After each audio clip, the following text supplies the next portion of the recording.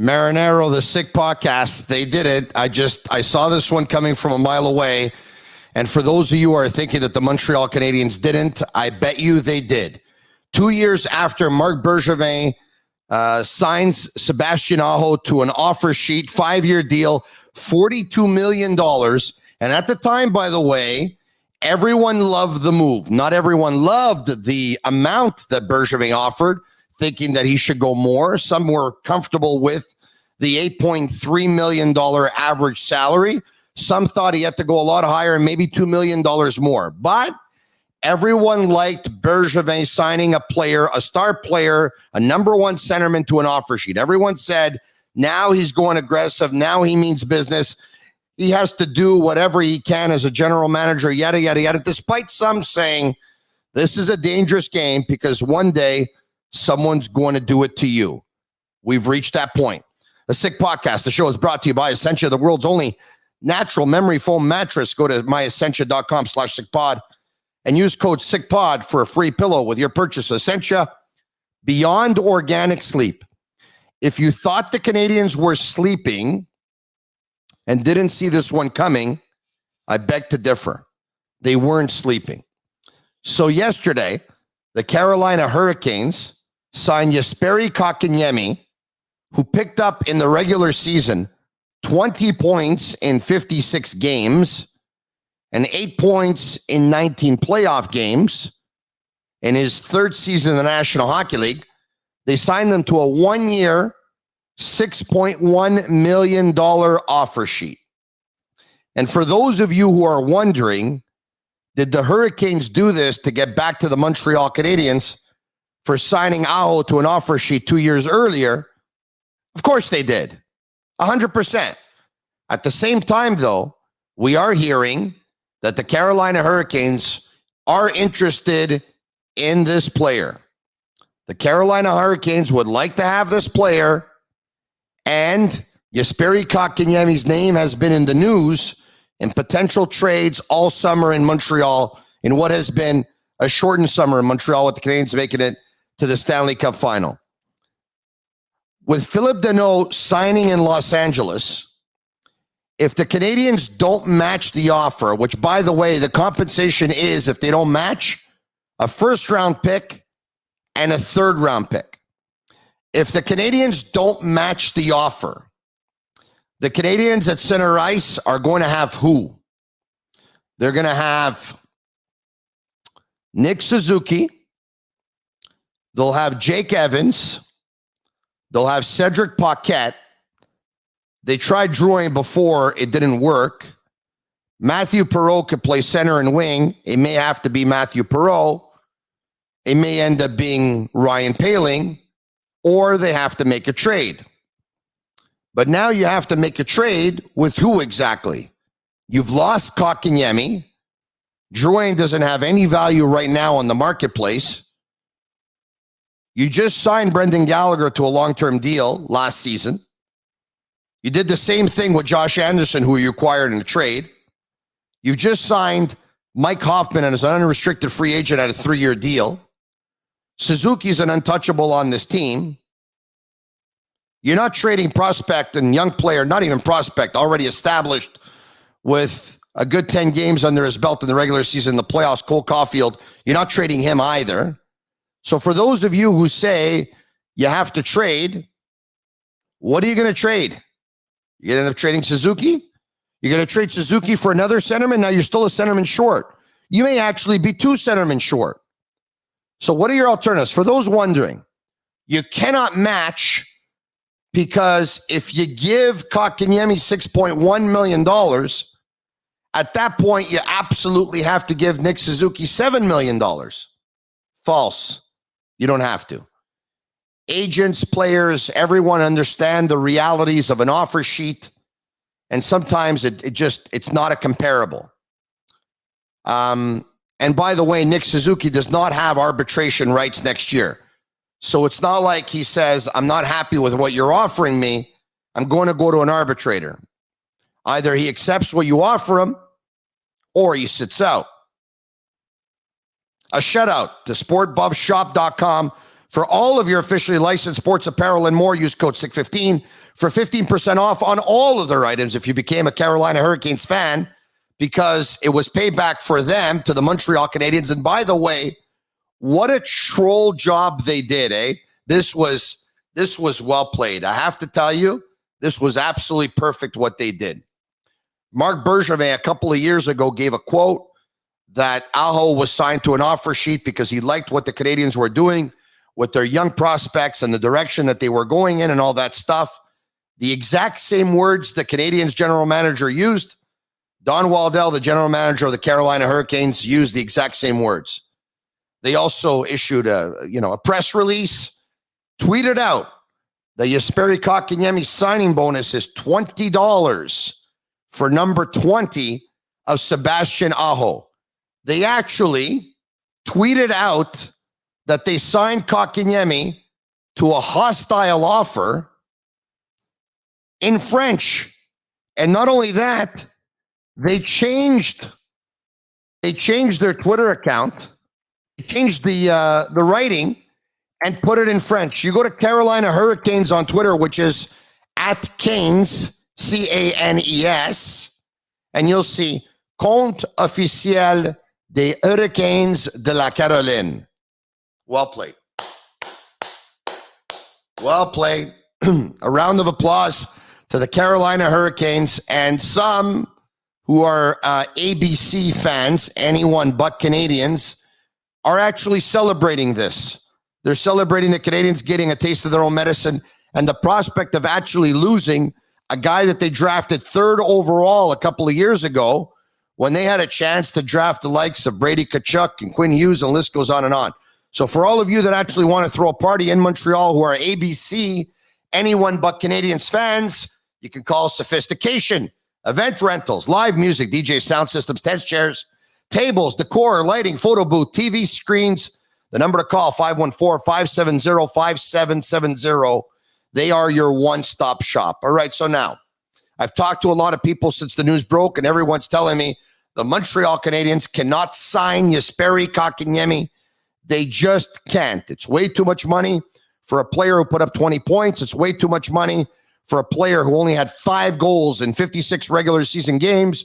It's way too much money for a guy who's not yet established himself as a number 1A, a number 1B, a number 2A, or a number 2B. Okay, I get all of that. And you've been heard loud and clear. Now, let me ask you this. What are your alternatives?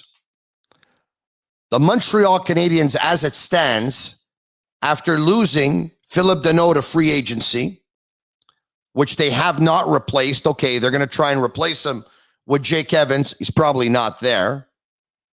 And you would have needed to know if Kotkaniemi doesn't take at least 2, but maybe 3 steps forward.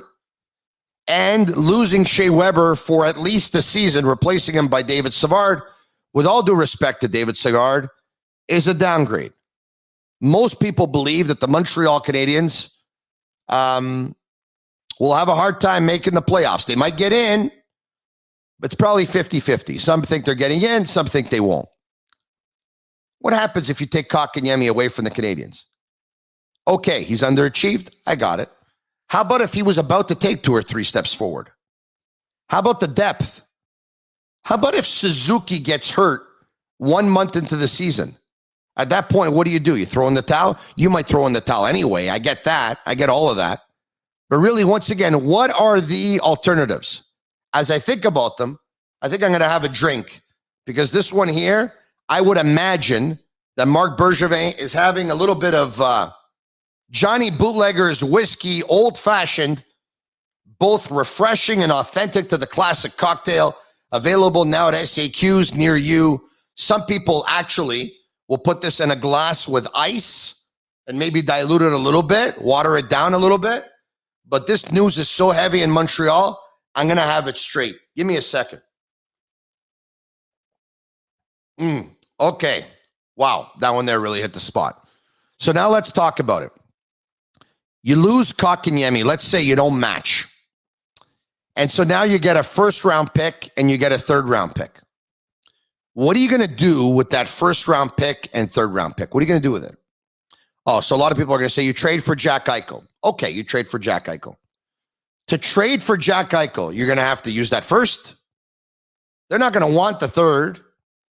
They're probably going to want Romanov. If they don't want Romanov, they'll want Caulfield. If they don't want him, they'll want Suzuki. Heck, they might want all of them. Or maybe a couple of them. And the first round pick. And that too, for a player that you're going to give $10 million per year to for the next 5 years, whose health is not good. It could be better with his neck injury and stuff like that. For a guy who hasn't won, it's probably not his fault. Maybe some of it is. For a guy who puts up points, but has not been described by a leader by anyone. So what else? What else are your alternatives here? What else do you do? You don't match. You get a first and a third. Where are you going with a first and a third? And how have the Canadians traditionally done with their first round picks? What are you going to do with a first round pick? I don't know. I understand those who are saying that Kotkaniemi is not worth it. He's not worth $6.1 million for the upcoming season. You know it. I know it. Marc Bergevin knows it. But what are the alternatives here?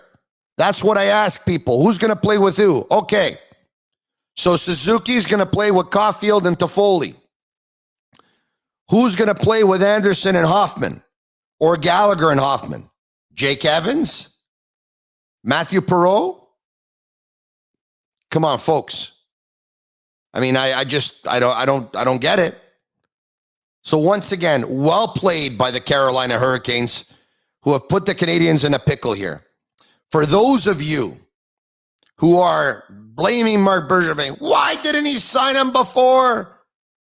How did he make this happen? Don't forget, you all loved the fact that Bergevin signed Aho to an offer sheet a couple of years ago. Whether you liked the amount that he gave him or not, whether you would have given him more or not, you all liked the fact that he was aggressive and he signed them to an offer sheet. And so what goes around comes around. And by the way, I liked it too. And now this has happened. But instead of crying, you just have to accept this as name of the game. And you have to say to Carolina that your troll job is absolutely fantastic. And I know that some of you are not going to want to hear this, but you match. And that's it. And now some of you are saying, well, hold on a second. No, you can't match. You match. What choice do you have? What do you want to do here? What direction do you want to go in? As long as Carey Price is on your team and Jeff Petrie is on your team and Brendan Gallagher is on your team, you've made a commitment to them that you are going to try and go for it. Not that you're going to get weaker. And you can argue that they got weaker by losing Weber for this season and losing Danault. So you match. You have no other choice. What are I don't know. So now, and by the way, another thing I'm hearing, some people are upset. So let's tackle the whole thing of Bergevin should have signed them before, okay? He's in his entry-level contract. His contract came to an end this summer. He wanted to extend them, and usually it's a bridge deal. Do you know how this works? I'm going to tell you exactly how this works. The owner of the something like this. The owner of the Carolina Hurricanes, Tom Dundon, who had payback on his mind the second this happened 2 years ago, picks up the phone, calls Jesperi Kotkaniemi's agent, and says, Montreal is going to try and bridge you. Do not sign with Montreal because we are going to sign Jesperi to an offer sheet. And Montreal was probably looking at $2.5 million per year for Kotkaniemi, somewhere in that range. And they're saying, don't worry, you're going to more than double that. So the agent goes back to his client and says, we either sign with Montreal for probably about 2.5 million market value, or we sign an offer sheet. That's why all these RFAs right now, no one's signed because they're waiting to see if they're going to have an offer sheet. That's what they're doing. So he tells that to Kotkaniemi. Kotkaniemi says $6.1 million for sure. Where do I sign? And for all of you who are talking about loyalty, this, that, whatever, oh my God, Sperry, KK, I used to like you and now I don't like you anymore, and I can't believe you signed the Carolina Hurricanes offer sheet and I thought you liked it with the Canadians and this and that and whatever, and the Canadians drafted you. Have you not realized it's a business? Players' careers can last 15 years. They can last 5 years. They can last 5 months. You cash in as fast as you can, as much as you can. It's all about the money. Speaking of which, place your bets on MyBookie. Go to mybookie.ag/the Sick Podcast and use code SickPicks for a 50% deposit bonus. Bet, win, get paid. You can bet if the Canadians are going to make the playoffs or the Carolina Hurricanes are going to make the playoffs or on the NFL or the Premier League, any sport, whatever you want. Just bet, but bet reasonably. But here's the deal. In ending, I say this, you have no other choice. Kotkaniemi's $6.1 million will not affect the money that Suzuki is going to ask for next year, that other players are going to ask for next year. Suzuki doesn't have arbitration rights. You're not going to go anywhere with a first and third round pick. Matthew Perreault or Jake Evans are your alternative for centering the second line. Jonathan Drouin didn't work out there. You already probably have a weaker team than a year ago. You have no other choice. You're probably not going to want to hear this. The Canadians have to match or start shopping Jesperi Kotkaniemi, which is a possibility too, which is something they've done. But in the meantime, they cannot lose him for nothing. You either match and keep him, or you match and you try and involve him in a trade somewhere down the line. I'm Marinero. You can listen to us on iHeartRadio and follow us on all social media platforms. The Sick Podcast. Talk to you again next time. I need some more whiskey.